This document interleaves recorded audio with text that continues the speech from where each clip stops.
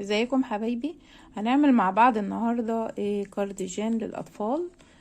سن من سن مثلا 9 شهور لغاية 1.5 سنة. طبعا معروف ان التريكو من الحاجات اللي هي بتمط معانا،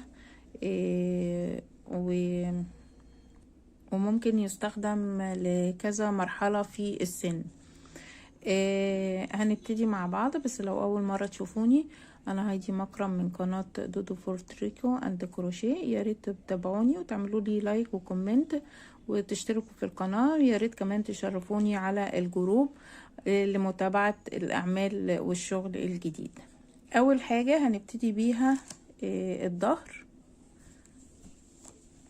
انا طبعا هنا عملت شغل شوية، بس برضو هشرح لكم ايه الشغل اللي انا عملته، وبرضو نبتدي مع بعض واوريكم اشتغلنا ايه وعملنا مقاسات قد ايه. اول حاجة هنا عندي الظهر من 42 غرزة، عملت 42 غرزة وقسمتهم على التلاتة، يعني 3 البليسيه هيبقى 3 عدل و3 مقلوب. قبل ما نشرح احنا هناخد الخيط اللي هنشتغل بيه، وهو هيمالايا بيبي لوكس افري داي بيبي لوكس، وده من الخيوط الناعمة للأطفال، يبقى حلو قوي للأطفال ومش بتعمل لهم حساسية. طبعا لازم نخلي بالنا لو أطفال ان احنا نجيب الحاجات اللي هي ما فيهاش مهير، مش ما تبقاش خشنة، لان طبعا الحاجات دي ممكن تعمل لهم حساسية وتسبب اضرار للاطفال يعني. اول حاجة انا اشتغلت عندي هنا بفتلتين، يعني عاملة الشلة دي عاملاها على فتلتين بالشكل ده. اول حاجة هنشرحها هي الظهر، عملته على 42 غرزة، البليسيه 3 عدل و3 مقلوب، 3 عدل و3 مقلوب. انا طبعا عشان ما نضيعش وقت في الشغل هنشرح بس، وبعدين هناخد مع بعض الحردات. طبعا سهل الشرح خالص، يعني المبتدئين برضو هيبقى سهل، مش صعب يعني. لان ده طبعا شغل كله هنا جيرسيه. ممكن الصدر اللي هيبقى فيه شوية اللي هو الضفيرة دي هنشرحها برضو سهلة خالص، ما فيهاش اي حاجة. هنبتدي الشغل عندنا البليسيه طبعا على ابرة 4.5، والشغل نفسه اللي هو ده هيبقى على ابرة 6. يبقى البليسيه 42 غرزة الظهر، 3 عدل و3 مقلوب، وكمان هنشتغلوا على ابرة 4.5. وبالنسبة للشغل ده كله ده على ابرة رقم 6، عندنا رقم 6 ده الشغل نفسه. طيب المقاسات ايه بقى اللي احنا هناخدها؟ عندي هنا البليسيه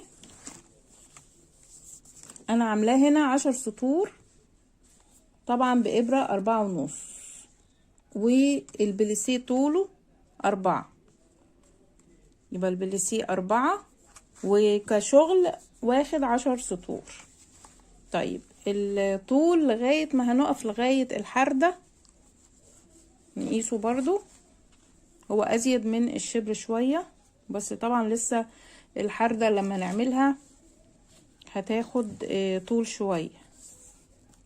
هنشوف الطول بالظبط تقريبا كده 25 سنتي. يبقى هنا 25 سنتي ده طول الظهر. طبعا لازم يبقى طول الصدر قبل الحردة 25 سنتي قبل الحردة، يعني تقريبا لما نيجي نقيسها بالشبر كده ازيد من الشبر حاجة بسيطة.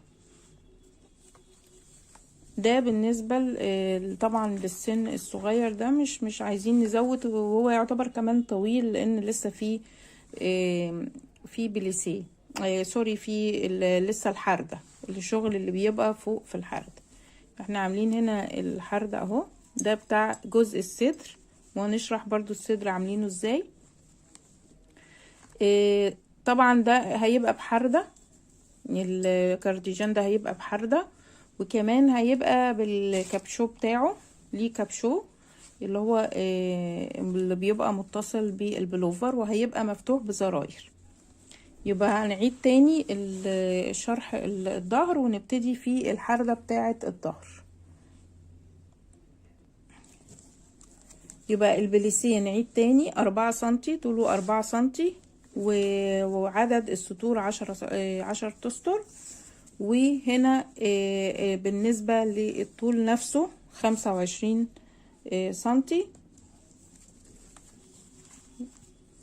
هنشوف العرض برضو بتاعه.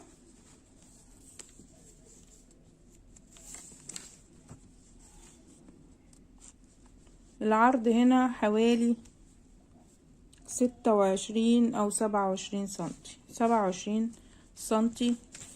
برضو لما نيجي نقيسه بالشبر هيبقى شبر وشوية، يعني هو حلو اللي لغاية سن، ممكن من سنة لسنتين كمان يقضي، يعني حلو يعني. ومن 9 شهور كمان، طبعا حسب حجم كل طفل. كل الأطفال بيختلفوا، في طفل بيبقى مليان، طفل رفيع، فبيختلف من طفل لطفل. هنبتدي بقى نعمل الحردة. احنا عرفنا الطول اللي هنوصل ليه، وبعدين هنعمل الحردة. هنا 25 سنتي، ونبتدي الحردة. ممكن اعدهولكوا بالسطور برضو، بس انا بقول بالمقاسات عشان لو حد هيشتغل بخيط مختلف يعني، او خيط رفيع. هنعد برضو بالسطور: 1 2 3 4 5 6 7 8 9 10 11 12 13 14 15 16 17 18 19 20 21 22 23 24 25 26 27 28 29 30 31 32 33 34 35 36 37 38 39 39 سطر بالشغل، والطول 25. هنبتدي بقى الحردة مع بعض. اول حاجة هنشتغل اول غرزة 2، وهقفل نجيب دي على دي، قفلت واحدة، ودي التانية، دي تاني غرزة بقفلها، وبعدين التالتة 3 غرز بقفلها. يبقى قفلت 3 غرز من الجنب ده، وهقفل برضو 3 من الجنب ده. هشتغل بقى ده السطر ده بعد ما قفلت ال3 هشتغلهم عادي خالص.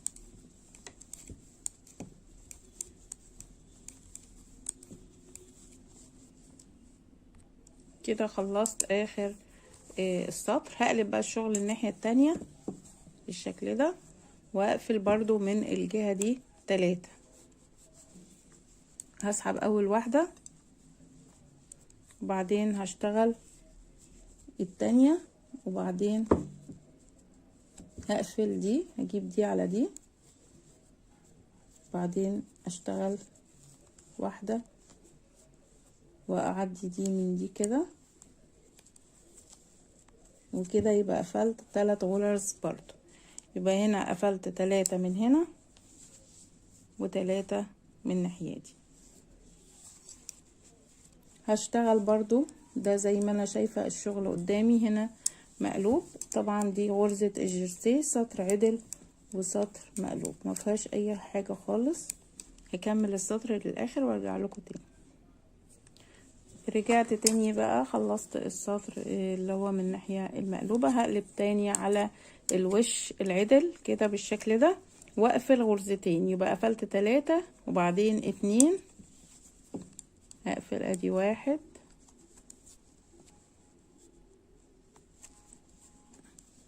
2،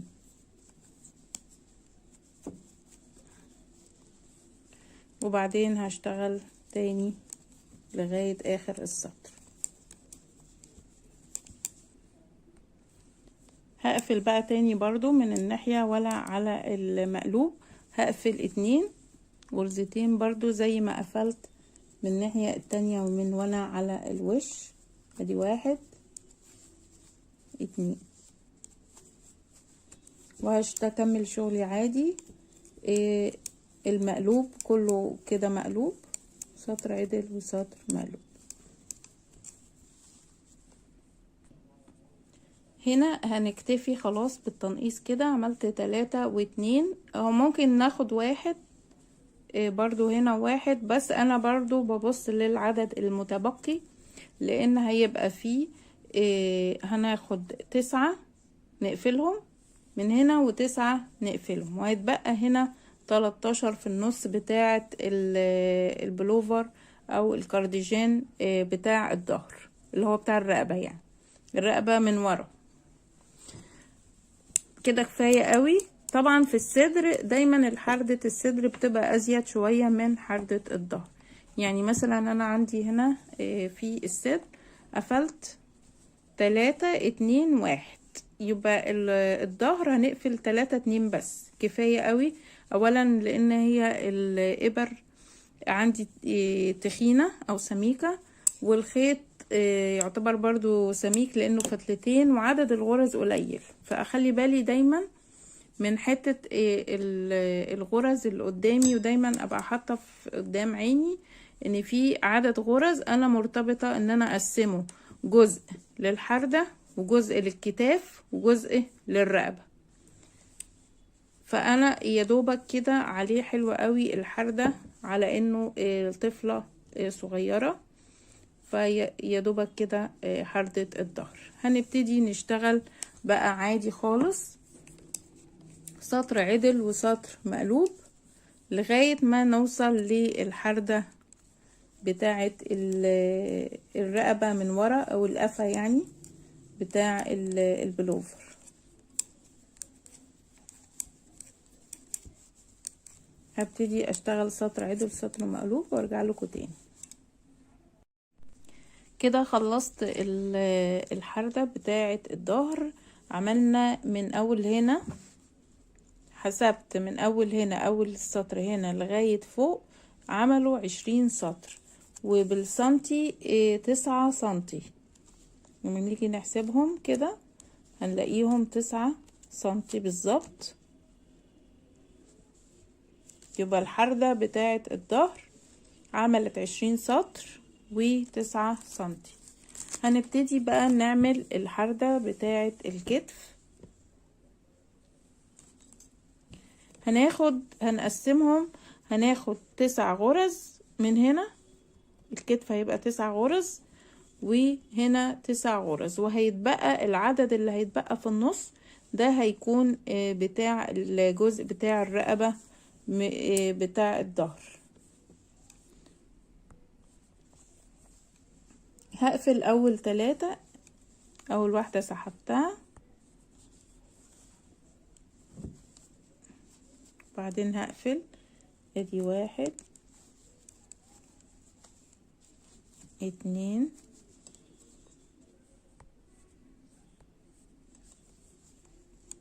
3. كده قفلت 3 غرز، وهشتغل ادي واحدة غرزة على الابرة، وهشتغل 5 كمان، يعني هيبقوا 6. 1 2 3 4 5 6، ودول بتاع الكتف. هقلب الشغل الناحية التانية زي ما انا كده،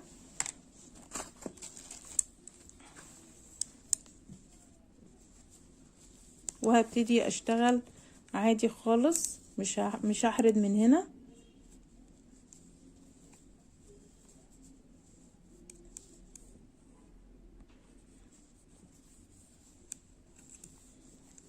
هشتغل 6، وبعدين هقفل 3 كمان، هقلب الشغل تاني واقفل 3. يعني احنا بناخدها بالتدريج. 9 بقفلهم على 3 مرات، 3 وبعدين اشتغل، وبعدين ارجع تاني اخد 3 اقفل 3، وبعدين اشتغل كمل شغل السطر التاني وارجع اخد اخر 3. انا قفلت هنا كده 3، هنقفل كمان 3 هنا كمان،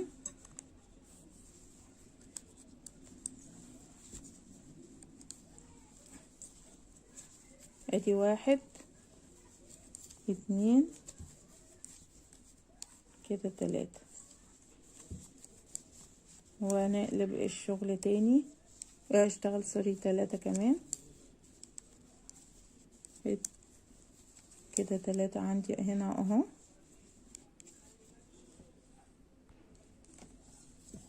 قلبنا الشغل، هنشتغل من على الجهة بتاعة الظهر، نشتغل عادي خالص، وبعدين نرجع نقلب تاني ونقفل اخر 3.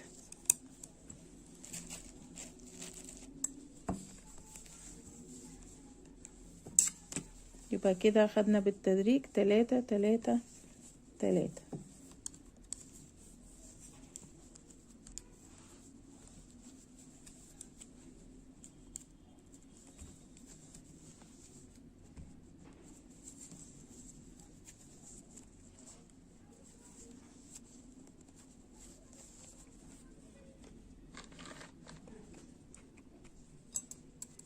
وهسحب بقى الشغل بالمقص بتاعي، هنقص الخيط.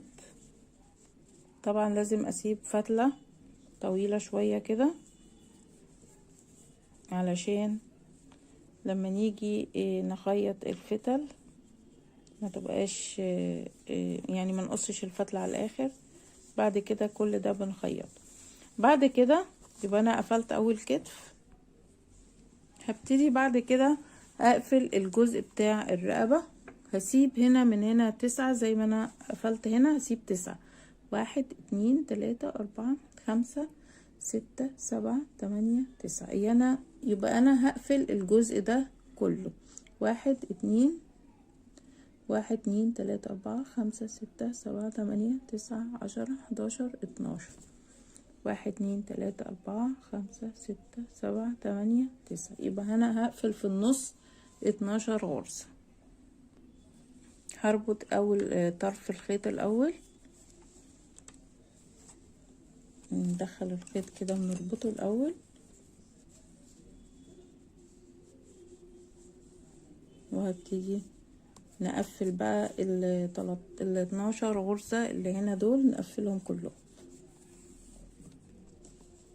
هسحب اول واحدة، او ممكن اشتغلها عادي مش مشكلة، والتانية، وبعدين هنبتدي نقفل بقى زي ما احنا بنقفل.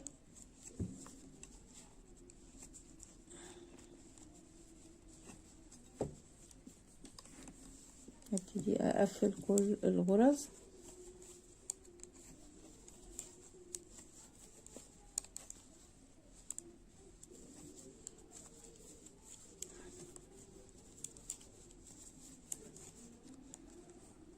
لغاية ال 12. كده قفلت ال 12 غرزة، وسبت طبعا التسعة اللي لسه هنعملهم بتوع الكتف. هبتدي اقفل بقى عندي بالخيط،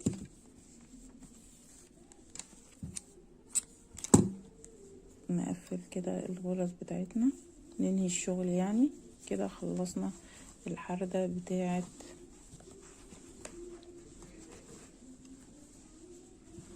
الظهر او الرقبة بتاعت الظهر، وده الكتف الاولاني. هنبتدي بقى نجيب هنسحب الخيوط دي كلها كده على الابرة، عشان هبتدي اقفل من ناحيتي. هسحبها كده من غير شغل بالشكل ده،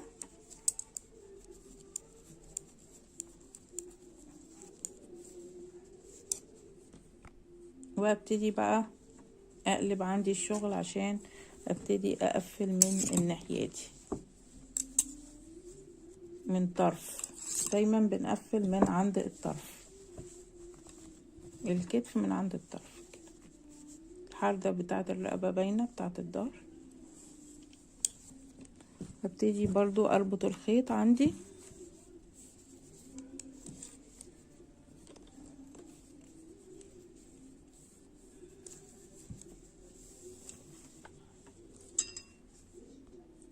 هشتغل اول واحدة برضو عادي، تاني واحدة واقفل الاولانية على التانية بالشكل ده. يبقى كده قفلت 3. فاضل واحدة كمان، يبقى كده 3.